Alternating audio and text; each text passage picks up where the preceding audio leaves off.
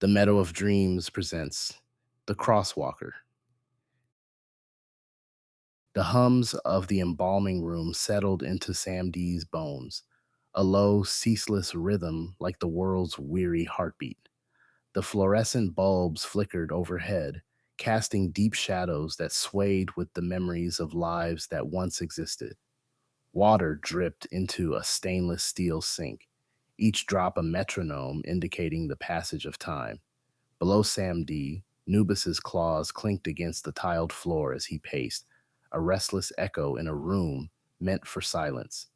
These sounds, mundane and persistent, intertwined in a composition that grounded Sam D in the world of the living, a world Sam D observed more than inhabited. The sharp scent of formaldehyde mingled with the lingering sweetness of the lilies someone left by the door, life and death sharing the same breath. Mrs. Beatrice Taylor lay before Sam D, her dark skin ashen beneath the harsh lights. Her silvery hair, once a crown of dignity, now rested limply against the steel table. 87 years had been lived, and all that remained were the worry lines engraved deep around her mouth, the toughened hands that spoke of a life spent in service to others. Samdi worked methodically, fingers gentle as they closed her eyes and arranged her features into something resembling peace. But beneath his touch, there was a restlessness, a story untold, a weight that kept her tethered to this side of existence. The needle slid through skin as he sutured, each stitch a quiet prayer for the peace Mrs. Taylor couldn't find in life. Sad, heavy burden carries much pain. Yeah, I feel it too. Samdi murmured, hands steady as he began the arterial injection. The chemicals were sharp and clinical, but they couldn't mask the weight of regret that hung in the air like summer storm clouds. The lights flickered again, and this time the shadows seemed to deepen, pooling like ink in the corners. Samdi's vision blurred, the familiar pull of the astral tugging at his consciousness. He set down his tools, breathed deep, and let himself slip between the worlds. The transition felt like sinking into cold water, falling through layers of memories until reality became fluid, malleable. When Sam D opened his eyes, he stood in a sun-drenched kitchen from another time. The air was laden with the scent of fresh cornbread, and somewhere a radio played Sam Cooke's "A Change Is Gonna Come." The linoleum floor was worn in familiar patterns, speaking of years of feet shuffling the same paths. Mrs. Taylor stood at the stove, younger now, her movements sharp with anger as she stirred a pot with enough force to splash hot water onto the counter. The calendar on the wall read July 1965, and through the window Sam D could see children playing double dutch in the street. The air shivered, thickening as Mrs. Taylor's shoulders tensed. The pot rattled against the stove as she stirred, movements sharp, each gesture edged with frustration. Across the kitchen, a young man, her brother Marcus, stood by the door, suitcase in hand, his jaw set with the stubbornness of someone determined not to look back. Their eyes met, and a torrent of emotion passed between them. Accusation, fear, love, and the ache of impending absence. No words were spoken. Marcus's fingers tightened around the aged leather handle, knuckles pale. Mrs. Taylor's lips pressed together, trembling softly, pride and pain warring beneath her skin. The radio blared louder, as if to drown out everything unspoken. Marcus turned and stepped out into the blinding sunlight, the screen door snapping shut behind him. Mrs. Taylor's breath caught, and she stood motionless, spoon suspended midair, listening for footsteps that never returned. Only then did Sam D speak, his voice small and careful, barely more than a breath. Mrs. Taylor. She turned slowly, the look on her face a question already halfway to an answer. You see me. She says, her voice dragging something heavy behind it. Are you deaf? No. Sam D replied, stepping forward. I'm not one to reap souls, just the one who opens doors, points the way. I'm here to help. Her laugh cuts the air, sharp and empty, like the creak of an old chair in an abandoned room. Hell? You're 59 years too late for that. Her memories shape this space, color it with their delights and sorrows. That William. You don't understand what he did. Left me alone to care for Mama. Ran off to California with dreams bigger than his good sense. Didn't even write to us for 3 years.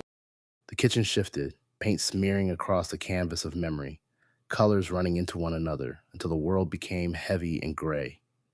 Now, Sam D stood beneath a slate sky at the edge of a cemetery, the air saturated with the odor of rain on fresh earth. Beatrice, Mrs. Taylor, stood rigid beside the open grave, gloved hands clutched tight, her eyes fixed on the coffin that held their mother. The preacher's voice was distant thunder, words of comfort lost to the wind. Marcus stood across from her, older and thin, his face drawn and eyes swollen from sleeplessness. He met his sister's gaze across the chasm of mourners, lips parting as if to speak, but Beatrice turned away, her jaw clenched in grief and pride. He shuffled closer as the prayers ended, but she would not look at him, her silence a wall he could not scale. As the family began to drift away, Marcus lingered, hands trembling, a faint hope twinkling in his eyes. Beatrice's shoulders shook, not from tears, but from holding herself together. In that moment, the gulf between them felt as wide and dark as the grave itself. He tried to come back, though, didn't he? Sam D watched her hands twist in her lap, arthritis bent fingers worrying at a tissue. For the funeral, that's got to mean something. What good was that? Her voice cracks like old china, Too late then. Too late now. but her voice wavers, and the scene ripples like disturbed water, betraying the longing beneath her anger. Nubis appeared beside Sam D, his form larger here, more primal. Still time for healing. Past, not set in stone. The cemetery dissolves, replaced by a modest house with an encircling porch painted the color of summer sky. William Taylor, now in his 80s, sits in a rocking chair, holding a yellowed photograph. It shows two children, Mrs. Taylor and himself, sharing a piece of birthday cake, their smiles wide and innocent, untouched by the years of silence to come. Behind me, Mrs. Taylor steps forward, her breath faltering at the sight of the photograph. Lord, She breathes, her voice catching. he kept that? After all these years? Her eyes linger on the image, and Sam D can see the softening in her expression, the way the walls she's built around herself begin to crumble.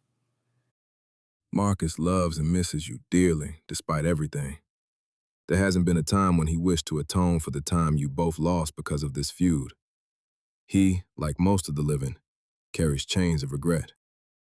Mrs. Taylor's eyes well with tears, but she doesn't look away from the image of her brother. You don't have to carry those chains anymore.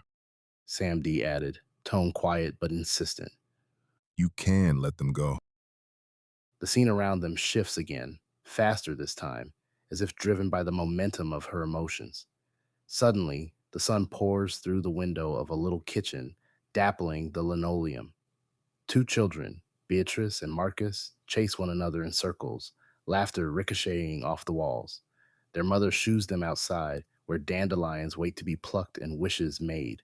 They tumble onto the grass, sticky-fingered from stolen jam, and collapse in a heap, Marcus's arm flung across his sister's shoulders. It's here, on the front steps, that their mother appears with a battered camera. The siblings press their cheeks together, bright and breathless. The cameras click, freezing this moment. Sunlight caught in Marcus's hair and Beatrice's gap-toothed grin. Other fragments flicker. The siblings laughing over their mother's cooking, the solemnity of their father's funeral, the weight of responsibilities neither of them was ready to bear. Each memory is vivid, pulsing with the bittersweet rhythm of lives intertwined yet painfully divided by pride. Peace waits on other shore. But first, must let go. Mrs. Taylor moves to the porch, her hand hovering over her brother's shoulder. Tears track down her face, but they're different now, cleansing rather than bitter. Could you She hesitates, then squares her shoulders. tell him something for me? Tell Marcus, I'm sorry, that I understand now. That Mama would have wanted us to forgive each other. I'll make sure he knows. Sam D promised and meant it. Sometimes the hardest words unsaid are the ones we need to say most. She smiles then, and the weight of decades lifts from her shoulders like morning mist. The astral shimmers, brightens, and she fades into that light, leaving behind only the echo of gratitude. The return was always jarring, fluorescent lights harsh after the soft glow of memories, the smell of chemicals sharp after the phantom sense of a younger world. Sam D steadied himself against the table, experiencing the familiar exhaustion that came with crossing through worlds. Nubis pressed against his leg, solid and grounding. Rest needed now. Very sleepy. Just one more. He said, turning to the other table where Lily Mathers lay waiting. 15 years old, pale blonde hair still stored lingering scents from the river that claimed her. Her spirit pulsed with a different kind of unrest, not regret, but fear. Something darker lurked in the shadows surrounding her death, something that made Nubis's fur bristle and Sam D's skin prickle with discomfort. The night shift stretched ahead, long and lonely, but that was how Sam D preferred it. The living slept while he worked, giving voice to those who could no longer speak for themselves. It was a duty he hadn't chosen so much as inherited, but rather placed onto him the day he died and came back with Nubis's spirit bound to his. The embalming room hummed its eternal song, and Sam D began his work, knowing that sometimes the dead needed more than just preparation for their final rest. Sometimes they needed a guide, a listener, a keeper of stories too heavy to carry alone into the dark. And sometimes, like the young girl before him now, they needed someone to uncover the truth that death tried to bury.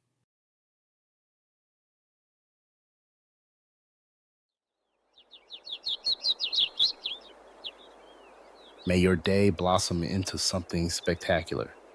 Until our paths cross again, take care.